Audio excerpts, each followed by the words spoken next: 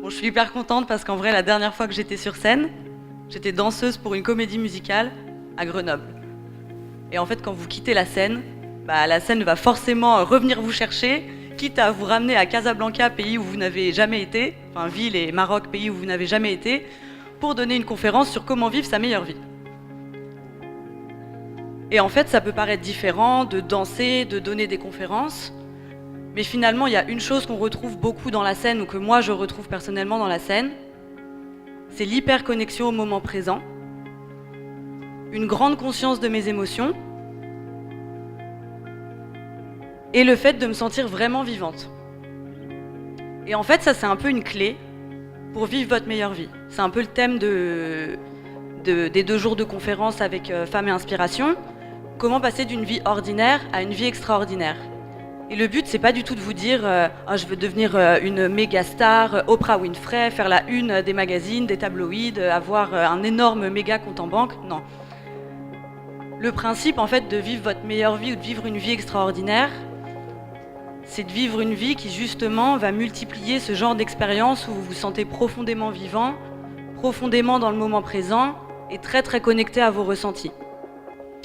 Et ça, en fait, ça a été théorisé par un psychiatre, un psychologue américain-polonais, qui a un nom complètement compliqué, mais je vais essayer de le dire, qui s'appelle Mihaly Csikszentmihalyi, et en fait, qui a théorisé ça, je ne sais pas si vous connaissez, par le flow. Et il explique qu'on trouve le bonheur en multipliant ces expériences justement de flow, où vous êtes complètement dans le moment présent, complètement dans ce que vous faites, etc.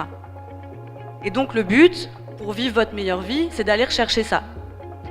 Mais le problème aujourd'hui, c'est que la plupart des gens, en fait, ils sont complètement déconnectés de ce qu'ils aiment, de ce qui les fait vibrer, de leurs envies, de leurs aspirations.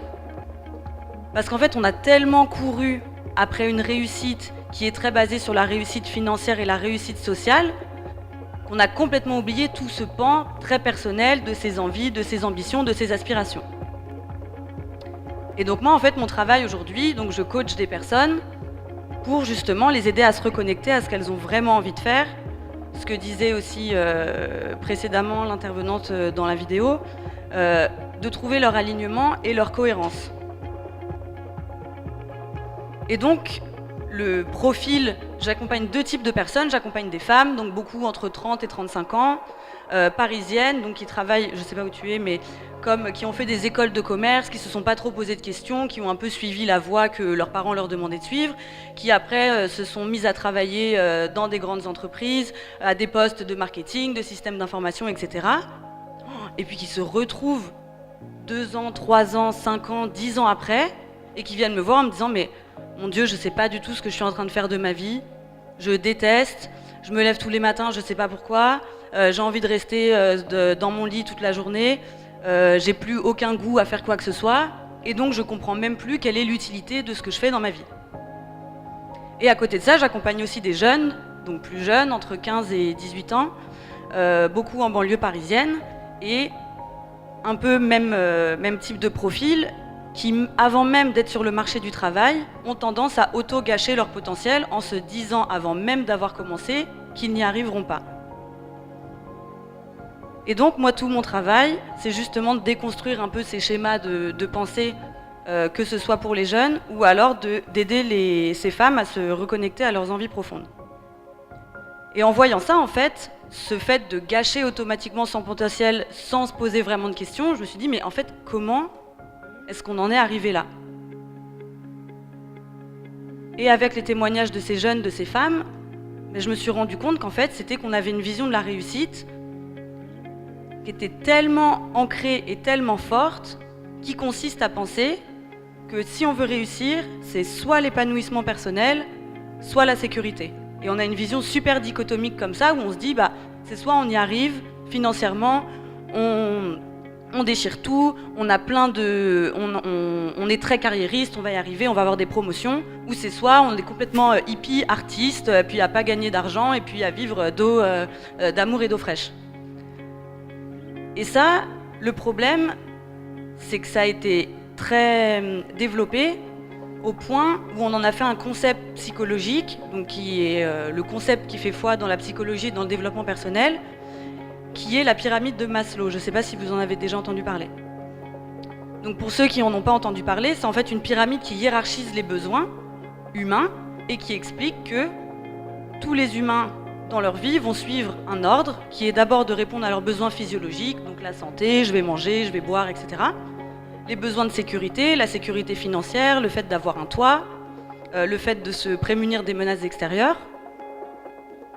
Les besoins d'appartenance, donc le fait d'appartenir à un groupe, d'avoir une famille, d'avoir des amis, d'avoir des gens sur qui on peut compter. Le besoin d'estime, donc le fait d'avoir de l'influence, des gens qui reconnaissent nos valeurs, etc. Et en tout dernier, le besoin de s'accomplir, donc de réaliser sa mission de vie, de faire ce que vraiment vous avez envie de faire. Et le problème avec cette hiérarchie, il est double. C'est que d'abord,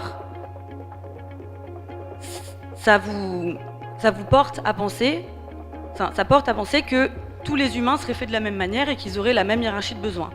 Et qu'on devrait tous fonctionner de la même manière. Alors qu'on le voit, c'est pas vrai du tout. Mais le deuxième problème qui pour moi est encore plus grave, c'est de considérer l'accomplissement de soi, donc de faire ce qu'on a vraiment envie de faire dans la vie, comme la cerise sur le gâteau. Donc ça veut dire que c'est un luxe. Et donc ça veut dire que c'est pas forcément nécessaire. Et c'est exactement là le problème.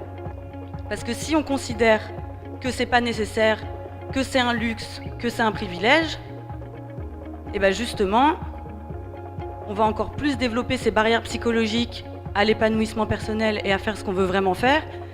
Et on va de plus en plus développer une mentalité où on se dit que vivre sa meilleure vie, vivre une vie extraordinaire, c'est impossible.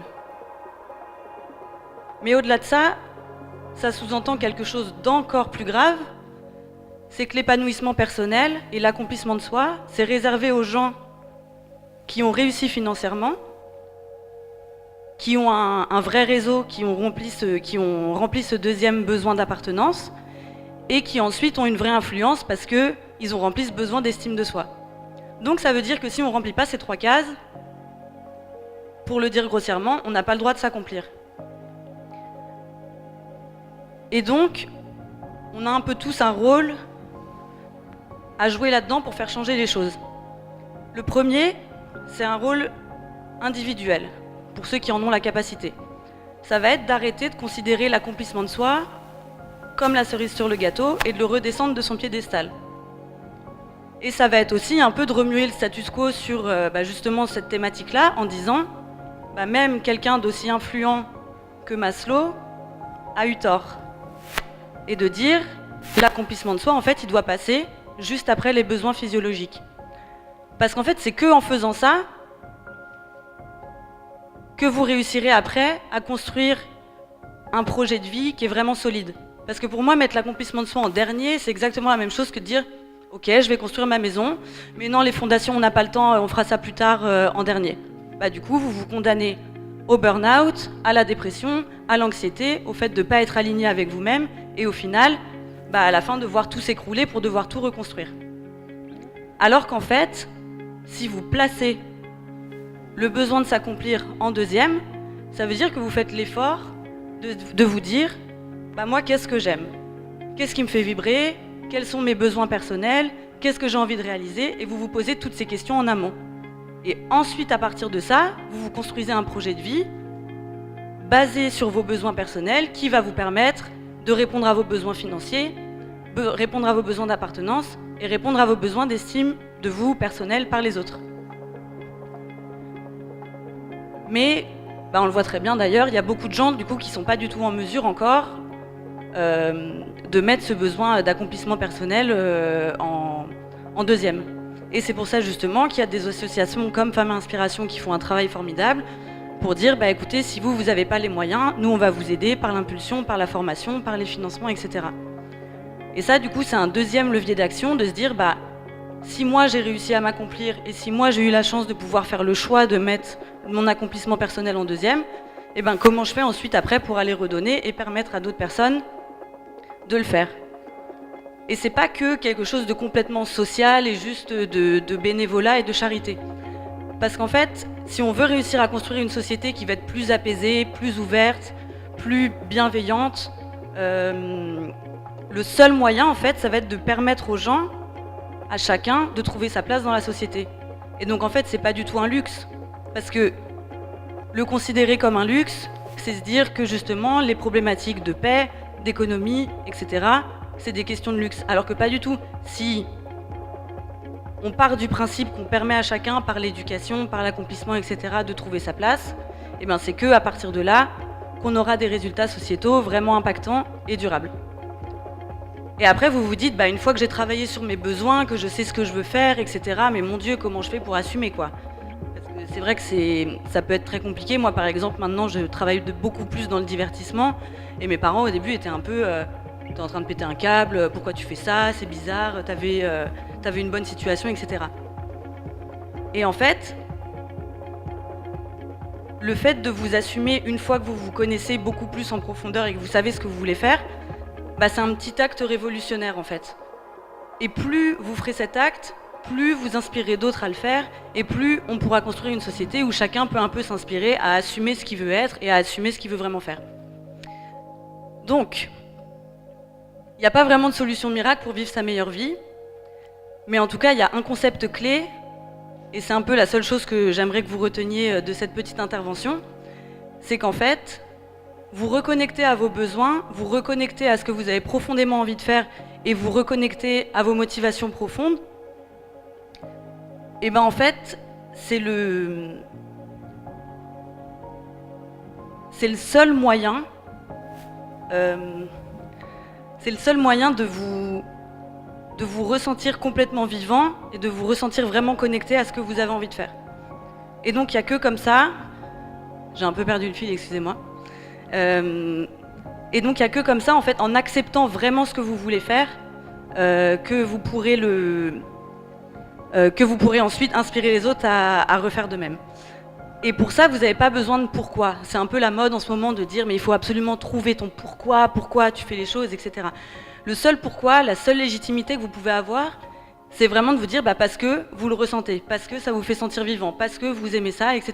Et il n'y a pas forcément besoin de justification supplémentaire et d'expliquer aux autres bah, parce que ça va permettre de sauver le monde, etc. Et la seule légitimité, du coup, dans ce que vous faites, et pour vraiment vivre votre meilleure vie, c'est d'accepter que vos besoins sont les vôtres, et d'accepter, et profondément les accepter. Je voulais finir en vous disant je ne sais plus quoi, mais en tout cas, acceptez-vous, étudiez-vous, et vous ne saurez, c'est le meilleur chemin pour vivre votre meilleure vie. Merci beaucoup.